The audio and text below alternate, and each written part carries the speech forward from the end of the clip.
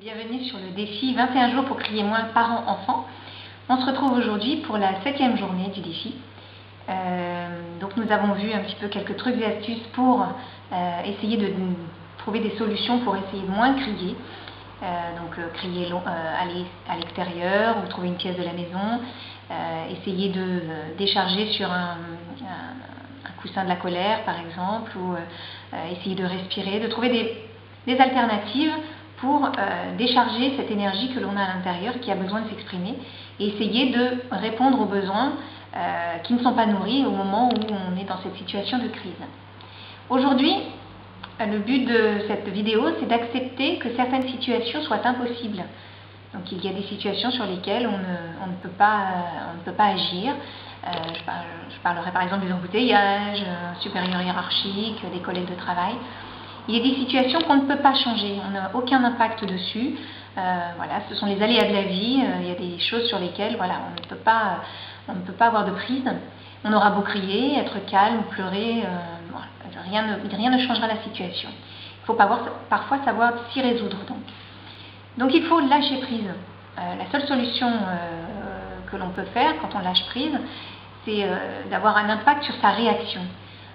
La situation, on ne peut pas la changer, les embouteillages ils sont là, on est dedans, on est pris dedans, on sera en retard ou on ne le sera pas, enfin bref, on ne peut pas changer ça. Le supérieur hiérarchique, on ne va pas le changer non plus, c'est sa manière d'être, voilà, il y a des impératifs, on n'a pas répondu à ces impératifs. Bon.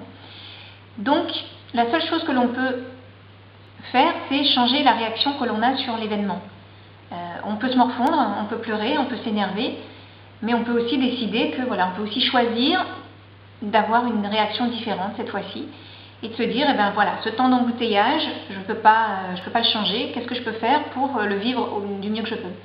Je vais pouvoir écouter de la musique, je vais pouvoir réfléchir au repas de ce soir, je vais pouvoir réfléchir à la prochaine activité de détente que je vais avoir avec mes enfants, réfléchir au prochain vêtement que je vais m'acheter, etc.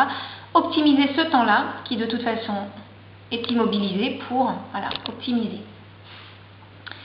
Alors, on peut apprendre à accepter ce que l'on ne peut pas changer. Donc, il faut clarifier ses émotions. Le besoin qui n'est pas nourri à ce moment-là. Ça décharge un petit peu, ça aide un petit peu voilà, à se dire, bon, au moins j'ai un impact sur ce que j'ai à l'intérieur.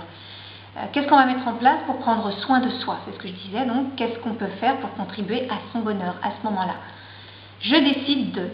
Alors, on met un CD relaxant.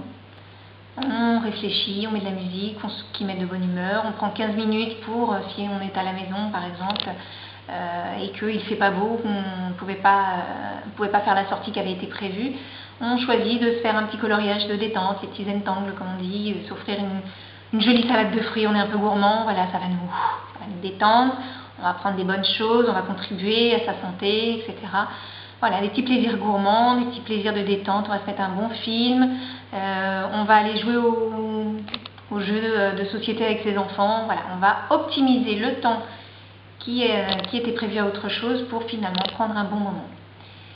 Donc le défi du jour, c'est d'accepter ce qu'on peut changer et de s'offrir un temps de détente ou un temps de plaisir pour relativiser.